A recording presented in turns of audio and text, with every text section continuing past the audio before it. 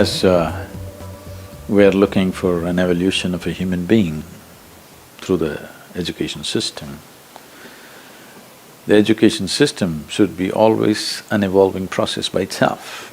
When we think in terms of a perfect school, we're thinking of again fixing it somewhere. That's what needs to change. As one can develop muscle by doing certain things with the body, one can develop intelligence. The fundamental aspect of developing intelligence is, right now, there are some studies, I don't know, you must tell me, I'm not an expert on these things, which say if a child goes through 20 years of formal education and comes out with a PhD, they say 70% of intelligence is irrevocably destroyed. Because Sorry, I have a PhD, I don't know if you're suggesting.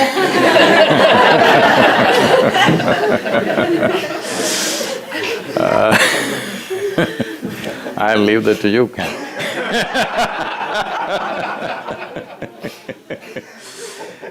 So, essentially what's being said by the studies is we're mistaking information for education. By deadening the brain with too much information, definitely the possibility of intelligence is lost.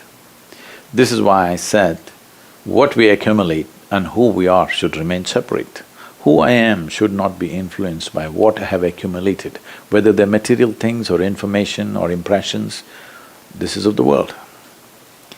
I would like to little differ in what was said in terms of child's inner world and external world. What we are mistaking to be inner world is still external in my perception, because a child's fears, ambitions, aspirations are all external, inspired or infected, I would say, by the outside situation. It is not natural aspiration of life. Natural aspiration of life, if you look at it, if you leave someone uninfluenced from outside, the natural aspiration is always to expand, not to become less. But if you look at today's form of education, because it's purely intellect-based education, there's no other dimension of intelligence in it.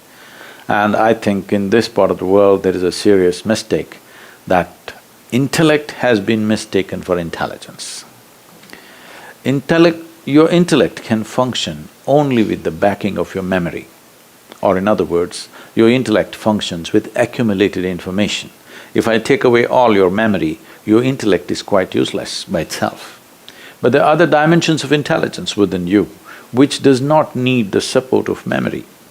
If education systems do not focus on activating these dimensions of intelligence, you will find factory workers, you will not find a genius in every home. What you need is an innovative intelligence. Today when I use the word innovation, you think developing a new i8 phone. I'm not talking about that. Maybe we can develop a world without a phone.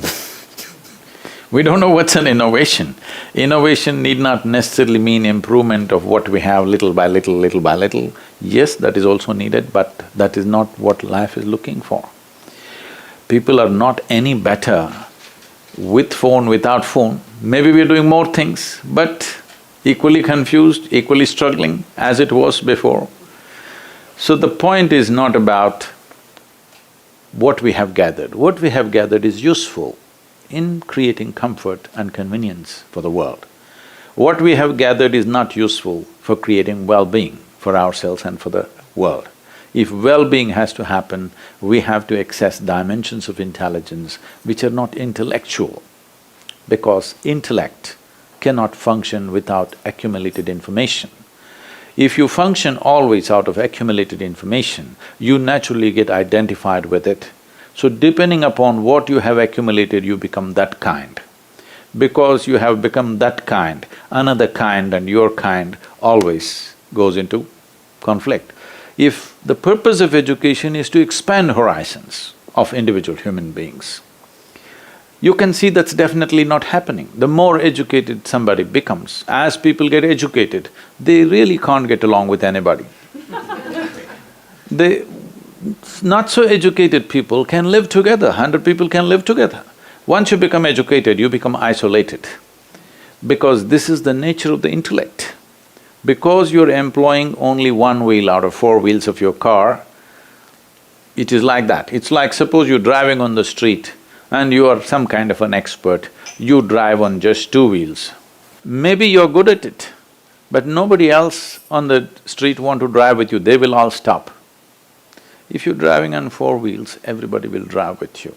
So the other dimensions of intelligence have to come, otherwise the moment you get intellectual unknowingly, you in some way you exclude the world. So in a way, the way of our education has been to butcher the existence into tiny fragments, and we're trying to fix the fragments. It's not going to work like that. If education has to become holistic, there are systemic problems, I'm not saying no, but more than the systems, the people who deliver the system, if we can upgrade them in a huge way, every system can be made to work good. See, if we are interested in the future generations of our humanity, the best people in the world must go into teaching. But right now, everything is determined by economics. How much are you paid? That's how you go.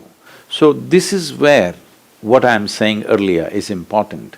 What you accumulate should not determine who you are. As long as that is so, the economic values will rule. As long economic values rule, it's the muscle which rules, not the intelligence.